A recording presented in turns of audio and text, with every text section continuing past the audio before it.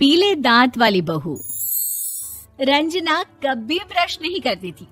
उसे कितनी बार उसके माँ बाप ने डांटा, लेकिन उसका कोई असर उस पर होता ही नहीं था, जिस कारण से उसके दांत पीले पीले हो जाते हैं।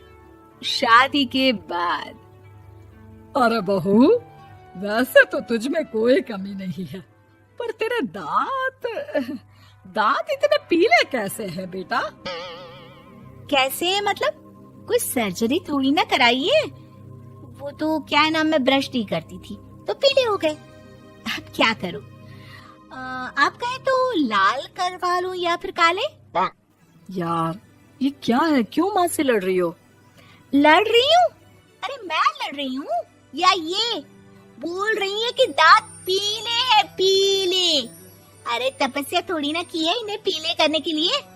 बकायदा ब्रश नहीं किया है 20 साल तक, तब जाकर। छी, कैसी बात कर रही हो?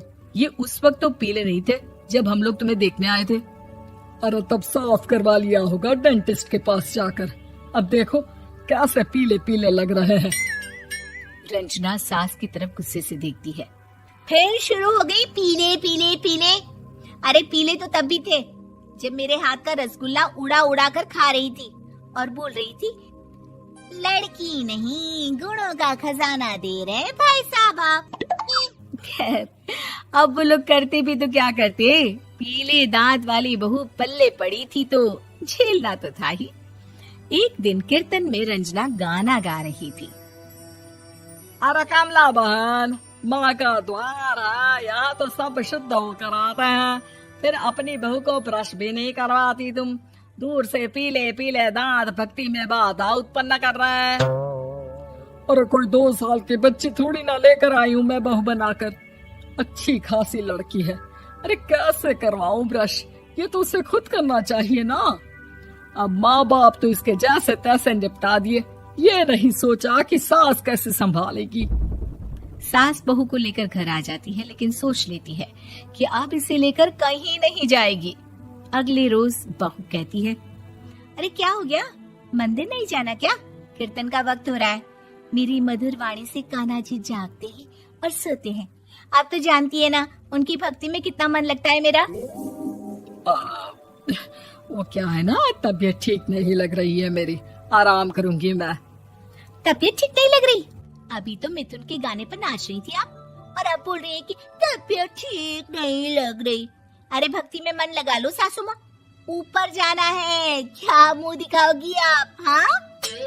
सास को बहू की बात पर गुस्सा आ जाता है। मैं क्या मुंह दिखाऊंगी, इसकी चिंता तो ना कर, समझी? अपने मुंह की चिंता कर, जो ये पीले पीले दांत लेकर हर जगह पहुंच जाती है। पता है लोग कितना मजाक बनाते हैं। ना जी ना, मैं नहीं जाना कहीं तेरे साथ। तो ये बात है। कोई ना, मत जाओ, मैं अपने कमरे में ही बैठकर भक्ति कर लूंगी। ऊपर वाला दांत थोड़ी ना देखता है, मन देखता है, भावना देखता है। और अरे बस बस, तू सब कुछ दिखा, बस ये सफेद चमकदार दांत ना दिखाना किसी को, है? जा यहाँ से। बहू को सास की बात का कोई फर्क नहीं पड़ता, वो तो जैसी थी वैसी ही रह जाती है। सुबह नहाकर किचन में खाना बनाना, फिर खाना खाना, कीर्तन भजन करना और सो जाना। एक दिन, माँ जी मैं सहेली के घर जा रही हूँ, शाम को लेट आऊंगी।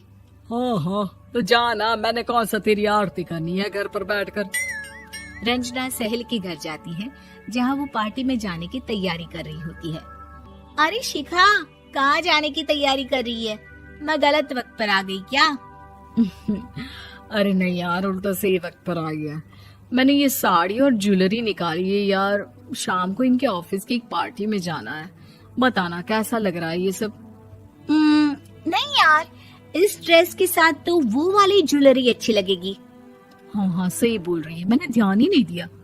वैसे तो हमेशा से मस्त फैशन सेंस रखती है। तो बड़ा जाती होगी ना पति के साथ पार्टी में।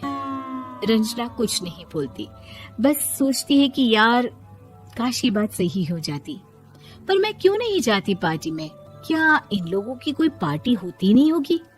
रंजना घर आती है और रात में पति से सवाल करती है, एक बात बताइए, आप मुझे किसी पार्टी में क्यों नहीं ले जाते? क्या आपकी यहाँ ऑफिस में पार्टी नहीं होती? पति बेचारा क्या कहता कि दांत पीले हैं तुम्हारे इसलिए। अरे कोई पार्टी होती नहीं हम लोगों के ऑफिस में, तो कहाँ से लेकर जाऊं? और मार्केट, मॉल, कहीं वीकेंड घूमना, कहीं तो। अरे यार सारे हफ्ते में एक छुट्टी मिलती है, तो सोचता हूँ कि आराम ही कर लूं। क्यों? रंजना मन मार के रह जाती है। पहले कभी सास के साथ मंदिर जाया करती थी, लेकिन वो भी सास ने ले जाना बंद कर दिया। घर बैठी बैठी रंजना बोर हो जाती है।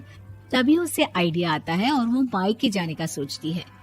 सासू माँ, 2 दिनों के लिए मम्मी के घर जा रही हूँ। अच्छा ठीक है, आराम से जा। और हाँ, माँ से कुछ अच्छी आदत सीख कर आना कि कैसे शरीर के हर भाग की तरह दांतों की सफाई भी जरूरी होती है, समझी? शुरू हो गई ना आप। वो लोग आपकी तरह नहीं है कि छोटी छोटी बात का बतंगड़ बना दे। उन लोगों के लिए मैं मायने रखती हूँ, ना कि मेरे पीले पीले दांत। रंजना माँ को बिना बताए उन लोगों को सरप्राइज देती है, लेकिन जैसे ही वो दरवाजे पर पहुंचती है, अंदर देखती है कि घर वाले कहीं जा रहे होते हैं। अब माँ, काश रंजना दीदी के दांतों वाली प्रॉब्लम नहीं होती, तो वो भी हम लोगों के साथ चलती ना बुआ जी की बेटी की शादी में। हाँ बेटा, लेकिन अब उसे कौन समझाए कि उसको उसके पीले दांत नहीं दिखते, लेकिन उसके आसपास के लोगों को कितना एम्बैरेसिंग फील कराते हैं। मुझे तो कितनी बार उसके स्कूल की टीचर ने शिकायत की कि उसके साथ कोई लड़की बैठना भी नहीं चाहती, और ना ही कॉलेज में कोई उससे बात करना चाहता था।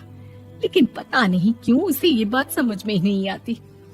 कोई कमी नहीं है उस लड़की में, बस यही कि दांत पीले हैं। वो तो भला हो जीजाजी और उनकी माँ का, जो दीदी को जैसी है वैसे ही रखा हुआ है। रंजना को अपने घर वालों की बात सुनकर बहुत दुख होता है। वो सोचती है कि वो क्या करे, लेकिन फिर वो सीधा डेंटिस्ट के पास जाती है, अपने दांत चमकाती है और कसम खाती है कि वो रोज ब्रश करेगी। अरे क्या हो गया? तुम तो 2 दिनों के लिए गई थी ना, पर कोई ना, अच्छा है, चलो आ गई तो। रंजना सास के सामने आकर खड़ी हो जाती है और पूरी स्माइल करती है, उसके चमकदार दांतों को दिखाती हुई। है? चले मंदिर। माँ, मुझे माफ कर दीजिए, मैंने आप लोगों को बहुत एम्बैरेसिंग फील करवाया। मैं आज से रोज ब्रश करूंगी।